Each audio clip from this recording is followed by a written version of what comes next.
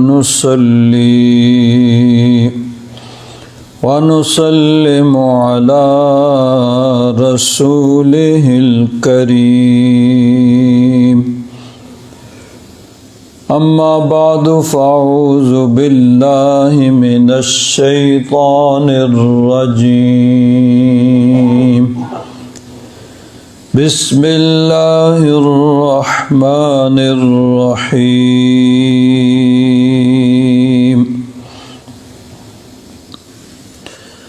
لقد جاءكم رسول من أنفسكم عزيز عليه ما عنتم حريص عليكم بالمؤمنين رؤوف رحيم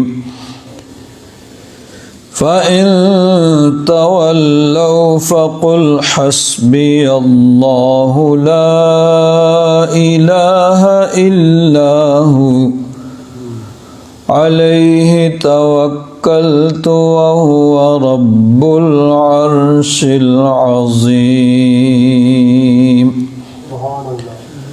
آمنت بالله صدق الله مولانا العظيم وبلغنا رسوله النبي الأمين الكريم ونحن على ذلك لمن الشاهدين والشاكرين والحمد لله رب العالمين إن الله وملائكته يصلون على النبي يا أيها الذين آمنوا صلوا عليه وسلموا تسليما اللهم صل على سيدنا ومولانا محمد وعلى آل سيدنا ومولانا محمد وبارك وسلم صلاة وسلاما عليك يا سيدي يا رسول الله وعلى آلك وأصحابك يا سيدي يا حبيب الله بلغ العلا بكماله كشف الدجى بجماله حسنت جميع خصاله صلوا عليه وآله يا صاحب الجمال ويا سيد البشر من وجهك المنير لقد نور القمر لا يمكن الثناء كما كان حقه بعد الخدا بزرگ تو ہی قصہ مختصر۔ حضرات محترم، نبی مکرم شفیع معظم صلی اللہ تعالیٰ علیہ وسلم کی سیرت مبارکہ کے سلسلہ میں حضور کے بچپن شریف کے کچھ احوال آپ حضرات کے گوش گزار کیے جا رہے ہیں۔ آپ یہ جانتے ہیں کہ نبی کریم صلی اللہ علیہ وسلم کے والد گرامی، ان کا تو حضور کی ولادت سے پہلے ہی انتقال ہو چکا تھا۔ عمر مبارک 6 برس ہوئی تو والدہ کا بھی انتقال ہو گیا۔ اب مکمل طور پر آپ کے دادا حضرت عبد المطلب وہ آپ کے کفیل اور آپ کے بزرگ رہ گئے تھے، تو حضرت عبد المطلب کی کیا کیفیت تھی؟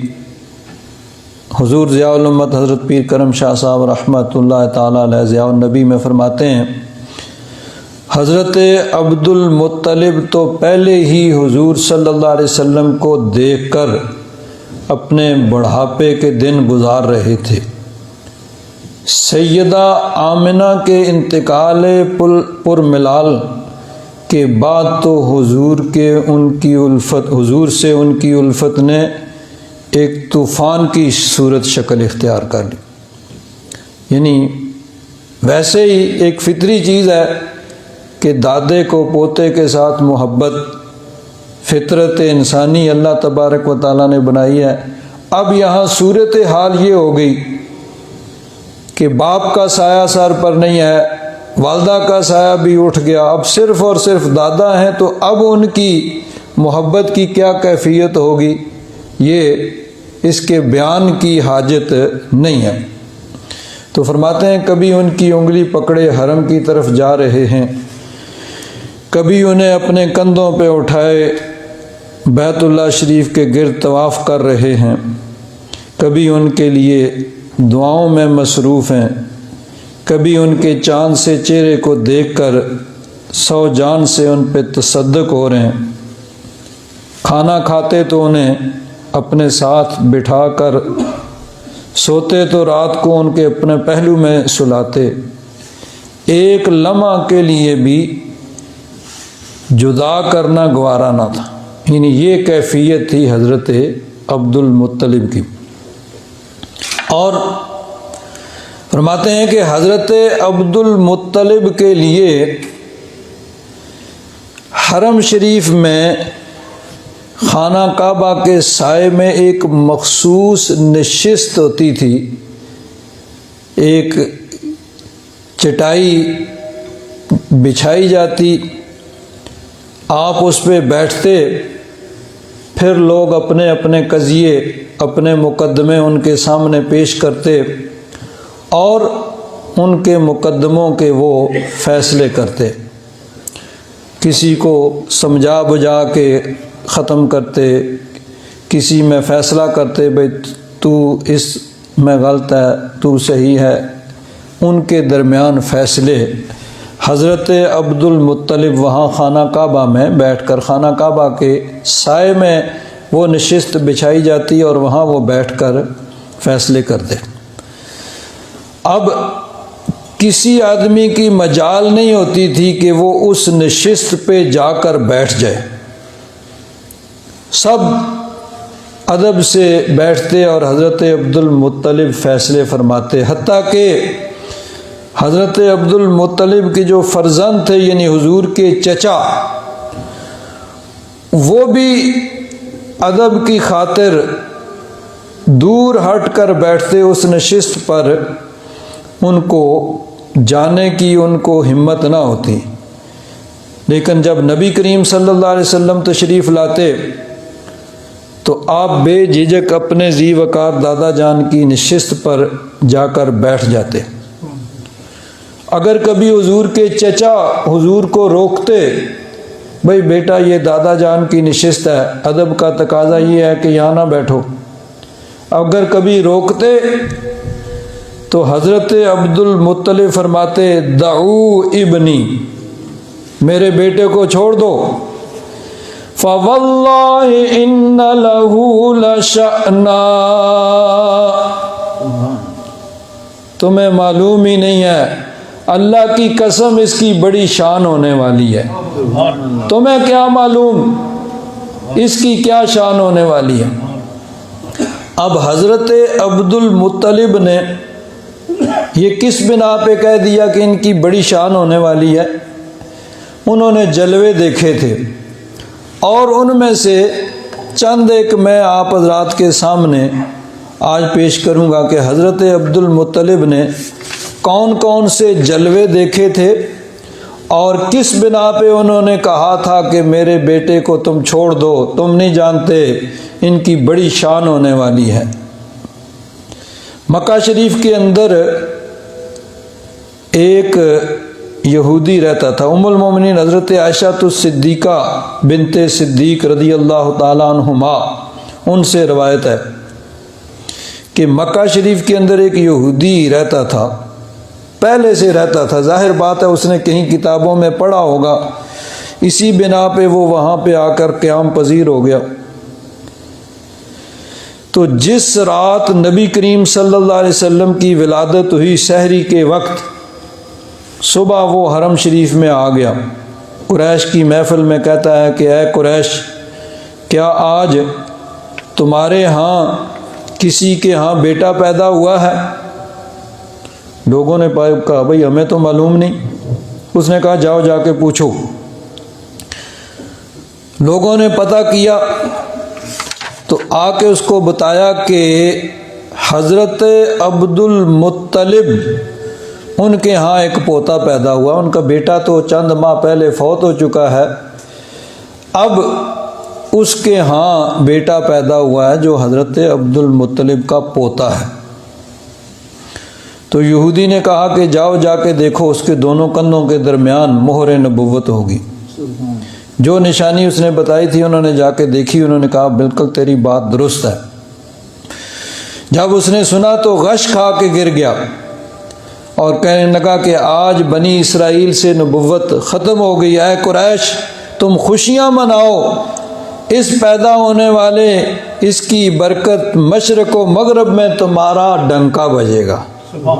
تو حضرت عبد المطلب تو یہ سن چکے تھے، بلکہ خود حضرت عبد المطلب سے روایت ہے، فرماتے ہیں کہ جس رات حضور کی ولادت ہوئی میں خانہ کعبہ میں بیت اللہ شریف میں سو رہا تھا رات کو، کیونکہ حضرت عبد المطلب کی کیفیت یہ تھی کہ آپ رات گھر میں بسر نہیں کرتے تھے. جوان بیٹا فوت ہو گیا، گھر میں جوان بہو، اس کی حالت دیکھی نہیں جاتی، تو اس لیے آپ گھر میں رات نہیں بسر کرتے تھے، بیت اللہ شریف میں جا کے سوتے تھے. تو فرماتے ہیں کہ میں رات بیت اللہ شریف میں سویا ہوا تھا کہ اچانک ایک شور مچا، تو میں گھبرا کے اٹھ بیٹھا، بھئی کیا ہوا ہے؟ کیا دیکھا کہ بیت اللہ شریف میں جتنے بت وہ کافروں نے سجا کے رکھے ہوئے تھے سب کے سب اوندے منہ پڑے ہوئے ہیں، اور لوگ ان کو اٹھا رہے ہیں. ایک کو اٹھا کے دوسرے کی طرف جاتے ہیں، وہ پیچھے پھر گر جاتا ہے، اس کو اٹھاتے ہیں. وہ سب کے سب 360 بت جو انہوں نے سجائے ہوئے تھے سب کے سب وہ اوندے منہ پڑے ہوئے ہیں. فرماتے ہیں کہ لوگ ان کو اٹھانے کی کوشش کر رہے ہیں کہ کعبہ شریف کی دیوار سے آواز آتی ہے، ولد المصطفیٰ والمختار. ان بتوں کو سنبھالنے والوں سن لو، آج اللہ کا محبوب آ گیا ہے دنیا میں جو ان بتوں کی نجاست سے خانہ کعبہ کو پاک کرے گا. اور یہ علامت ہے اس بات کی، یہ جو موندے پڑے ہیں نا منہ کے بل، یہ اس بات کی علامت ہے کہ آج ان کی ولادت ہو گئی ہے. الذی تہلک بیدہ الکفار، جن کے ہاتھ سے اللہ تبارک و تعالی کفار کا خاتمہ کرے گا. وَيَطْهَرُ مِنْ عِبَادَةِ الْأَصْنَامِ، بیت اللہ شریف پاک ہو جائے گا بتوں کی عبادت سے.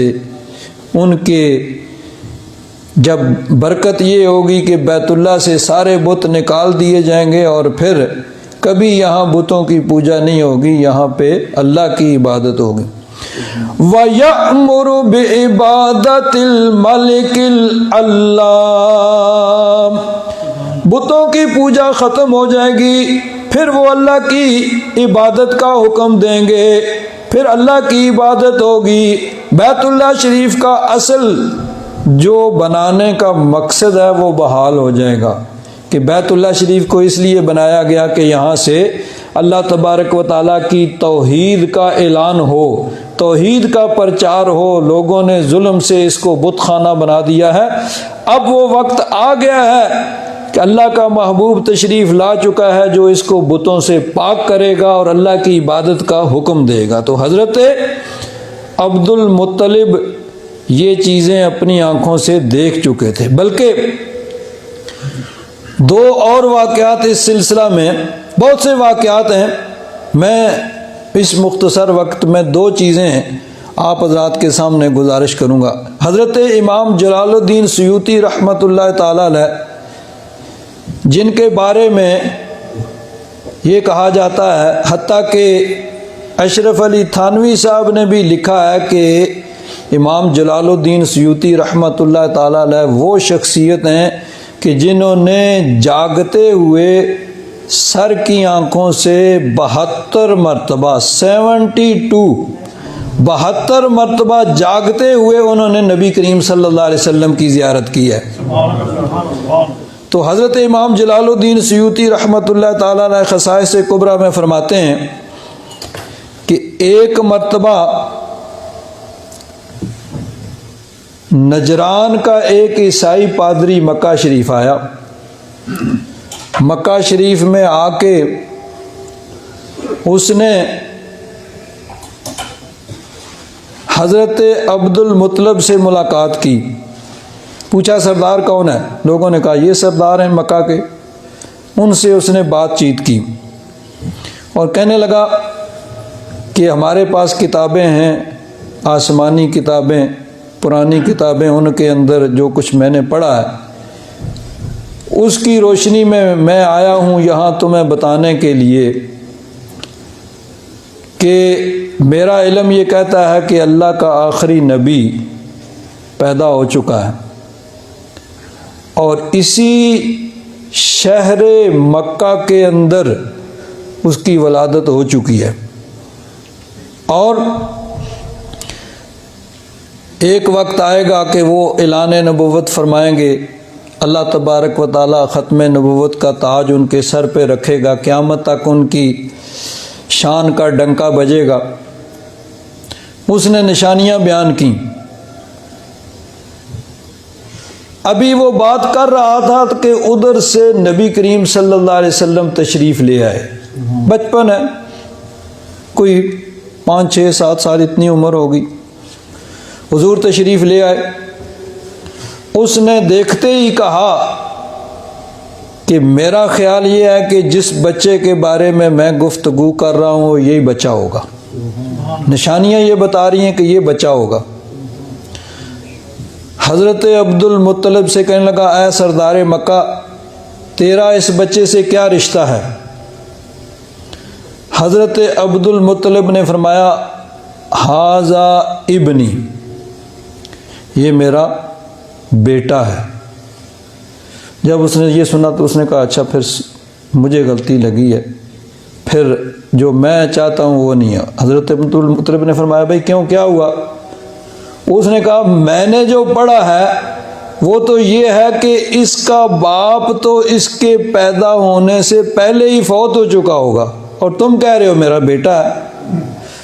حضرت عبد المطلب نے فرمایا کہ تیرا علم بھی درست ہے، یہ میرا پوتا ہے اور اس کا باپ میرا بیٹا جو ہے وہ اس کے پیدا ہونے سے پہلے فوت ہو گیا تھا۔ تو اس نے کہا سن لو، پھر تمہیں خوشخبری ہو کہ یہ اللہ کا آخری نبی ہے جو قیامت تک اس کی عظمت کے ڈنکے بجیں گے۔ تو حضرت عبد المطلب تو یہ چیزیں دیکھ چکے تھے۔ بلکہ ایک اور روایت حضرت شیخ محقق شیخ عبدالحق محدث دہلوی رحمۃ اللہ تعالی علیہ نے مدارج النبوت کے اندر اس کو نقل کیا، اور امام جلال الدین سیوطی رحمۃ اللہ تعالی علیہ نے خصائص کبریٰ کے اندر بھی اس روایت کو نقل کیا کہ انہی دنوں کی بات ہے، حضور کے بچپن کے دنوں کی، کہ حبشہ کے بادشاہ نے، حبشہ کا بادشاہ سیف بن ذی یزن، اس نے یمن پر حملہ کیا اور اس کو فتح حاصل ہوئی، یمن کو فتح کر لیا۔ تو ارد گرد کے ملکوں سے وفد اس کے پاس جاتے اس کو مبارکباد دینے کے لیے کہ تمہیں فتح حاصل ہوئی، مبارک ہو۔ لوگ جا رہے ہیں وفد، مکہ شریف سے بھی سرداران مکہ کا ایک وفد حضرت عبد المطلب کی قیادت میں وہاں گیا، حبشہ میں اس کے پاس، اس کو مبارکباد دینے کے لیے۔ جب یہ وفد وہاں پہنچا تو اس سیف بن ذی یزن، جو عیسائی مذہب کا پیروکار تھا اور پرانی کتابوں کا عالم تھا، اس نے اس پورے وفد کی بڑی عزت و تکریم کی، بہت زیادہ ان کی آؤ بھگت کی، بہت اچھے طریقے سے ان سے پیش آیا، اور اسپیشل ان کے لیے اس نے پروٹوکول رکھا۔ 1 مہینہ تک اس بادشاہ نے، سیف بن ذی یزن نے، اس وفد کو اپنے پاس ٹھہرایا۔ ایک دن حضرت عبد المطلب کو وہ تنہائی کے اندر لے گیا، علیحدگی میں آپ سے بات چیت کرنے کے لیے۔ اس نے کہا کہ دیکھو، ہمارے پاس پرانی کتابوں میں بہت سے راز محفوظ ہیں، اور ان میں سے ایک بات جس کا ہمیں اتنا یقین ہے جیسے اس بات کا یقین ہے کہ تو میرے سامنے بیٹھا ہوا ہے، اتنا یقین ہے۔ اور وہ بات کیا ہے؟ وہ بات یہ ہے کہ وادی تہامہ میں، وادی تہامہ مکہ شریف کو کہتے ہیں، وادی تہامہ میں اللہ کے آخری نبی کا ظہور ہوگا، اور اس کے ظہور کا یہی وقت ہے، اور میرا علم یہ کہتا ہے کہ اس کا ظہور ہو چکا ہے، اس کی پیدائش ہو چکی ہے۔ ان کے اخلاق انتہائی پاکیزہ ہوں گے،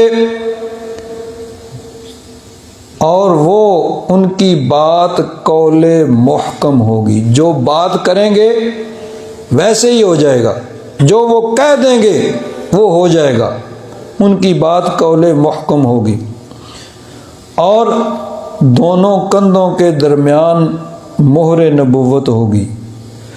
وہ اللہ کا آخری نبی ہوگا، ختم نبوت کا تاج پہن کر آئے گا، اور قیامت تک کے لیے پھر اس کا کلمہ پڑھا جائے گا، اور اس کی شان کے گن گائے جائیں گے۔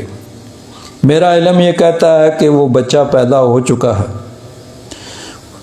اور اس کی نشانی یہ ہے کہ اس کا باپ اس کے پیدا ہونے سے پہلے فوت ہو چکا ہوگا۔ جب حضرت عبد المطلب نے یہ ساری باتیں سنی تو آپ کو اور زیادہ شوق پیدا ہوا۔ آپ نے فرمایا کہ کچھ اور بھی نشانیاں ہیں؟ اس نے کہا ہیں، ایک تو یہ کہ اس کا باپ اس کی پیدائش سے پہلے فوت ہو جائے گا، اور بچپن میں 6 سال کی عمر میں اس کی والدہ بھی فوت ہو جائے گی۔ حضرت عبد المطلب کو اور زیادہ شوق پیدا ہوا، کچھ اور بیان کر۔ اس نے کہا سننا چاہتا ہے تو سن، وہ بچہ پیدا ہو چکا ہے، اور اے عبد المطلب تو اس کا دادا اس وقت میرے سامنے بیٹھا ہے۔ ہماری کتابوں میں لکھا ہے کہ اس کا نام محمد ہوگا صلی اللہ تعالی علیہ وآلہ واصحابہ وبارک وسلم۔ ان کے باپ کا نام عبداللہ ہوگا اور دادا کا نام عبد المطلب ہوگا۔ تو چونکہ اس راز کا اہل ہے، یہ میں نے کبھی کسی سے بیان نہیں کیا، تو اس کا اہل ہے، اس لیے میں تجھ سے بیان کر رہا ہوں کہ یہ تیرا پوتا اللہ کا آخری نبی ہے، اس کی بڑی شان ہوگی، قیامت تک کے لیے اس کی شان کے گن گائے جائیں گے۔ تو اس نے کہا کہ قیامت تک ان کی شان کے گن گائے جائیں گے، اسی لیے حضرت عبد المطلب فرماتے دعو ابنی فواللہ ان لہ لشأنا، چھوڑ دو میرے بیٹے کو، کچھ نہ کہو میرے بیٹے، اس کی بڑی شان ہونے والی ہے۔ تو نبی کریم صلی اللہ علیہ وسلم کی شان کا اعلان تو پہلی کتابوں کے اندر ہے، بچپن میں ہو رہا ہے۔ آج دنیا میں جو بھی بے ادبی گستاخی کرنے والے، کوئی خاکے بنانے والے، سب اپنی موت مر جائیں گے۔ چاند پہ تھوکنے والوں پہ تھوک ان کے منہ پر ہی آ کے گرے گا، چاند کا کچھ نہیں جائے گا۔ اللہ تبارک و تعالیٰ نے اپنے محبوب کو یہ شان عطا فرمائی ہے کہ تو کسی کے گھٹانے سے نہ گھٹا ہے نہ گھٹے، جب بڑھائے تجھے اللہ تبارک و تعالیٰ تیرا۔ اللہ تبارک و تعالیٰ نے اپنے محبوب کو بڑی شان عطا فرمائی ہے۔ اللہ تعالیٰ ارشاد فرماتا ہے لَقَدْ جَاءَكُمْ رَسُولٌ مِّنْ أَنفُسِكُمْ عَزِيزٌ عَلَيْهِ مَا عَنِتُّمْ حَرِيصٌ عَلَيْكُمْ بِالْمُؤْمِنِينَ رَءُوفٌ رَحِيمٌ فَإِن تَوَلَّوْا فَقُلْ حَسْبِيَ اللَّهُ لَا إِلَٰهَ إِلَّا هُوَ عَلَيْهِ تَوَكَّلْتُ وَهُوَ رَبُّ الْعَرْشِ الْعَظِيمِ۔ تحقیق بڑی شان والا رسول تمہارے پاس تشریف لا چکا ہے۔ ایک جگہ اللہ تبارک و تعالیٰ نے ارشاد فرمایا لَقَدْ مَنَّ اللَّهُ عَلَى الْمُؤْمِنِينَ إِذْ بَعَثَ فِيهِمْ رَسُولًا مِّنْ أَنفُسِهِمْ يَتْلُو عَلَيْهِمْ آيَاتِهِ وَيُزَكِّيهِمْ وَيُعَلِّمُهُمُ الْكِتَابَ وَالْحِكْمَةَ وَإِن كَانُوا مِن قَبْلُ لَفِي ضَلَالٍ مُبِينٍ۔ اللہ تبارک و تعالیٰ نے مومنوں پر احسان فرمایا اذ بعث فیہم رسولا، جب ایک بڑی شان والا رسول ان میں بھیج دیا۔ ایک جگہ ارشاد فرمایا هو الذی بعث فی الامیین رسولا من انفسہم یتلو علیہم آیاتہ ویزکیہم ویعلمہم الکتاب والحکمہ وَإِن كَانُوا مِن قَبْلُ لَفِي ضَلَالٍ مُبِينٍ۔ اللہ تبارک و تعالیٰ وہ ہے جس نے مکہ کے ان پڑھوں کے اندر بڑی شان والا رسول بھیج دیا جو ان کو پاک کرتا ہے، کتاب و حکمت کی تعلیم دیتا ہے۔ اس سے پہلے تو یہ لوگ کھلی گمراہی میں تھے۔ تو اللہ تبارک و تعالیٰ نے حضور کی شان کا جو قرآن پاک میں اعلان فرمایا، پہلی کتابوں کے اندر وہ ساری کی ساری چیزیں موجود تھیں۔ اعلیٰ حضرت فاضل بریلوی رضی اللہ تعالیٰ عنہ عرض کرتے ہیں ہے کلام الہی میں شمس و دوحا، ہے کلام الہی میں شمس و دوحا، تیرے چہرائے نور فیضاں کی قسم، اور قسم شب تار میں راز یہ تھا کہ حبیب کی زلف دوتا کی قسم، وہ خدا نے ہے مرتبہ تجھ کو دیا، نہ کسی کو ملے نہ کسی کو ملا۔ یا رسول اللہ، اللہ تعالیٰ نے آپ کو جو مرتبہ عطا فرمایا ہے نہ کسی کو ملا ہے نہ کسی کو مل سکتا ہے۔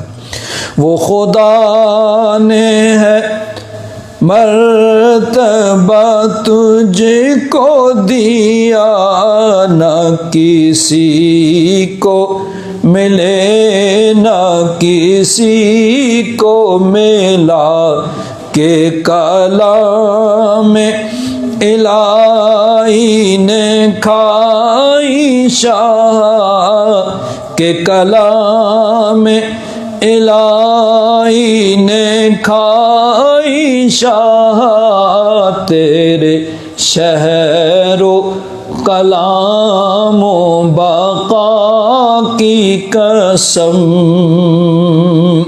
قرآن پاک حضور کے شہر مبارک کی قسم کھاتا ہے، لا اقسم بہذا البلد وانت حل بہذا البلد، محبوب میں اس شہر مکہ کی قسم کھاتا ہوں، کس لیے کہ آپ اس شہر مکہ میں رہتے ہیں، یہاں چلتے پھرتے ہیں، آپ کے قدم لگتے ہیں۔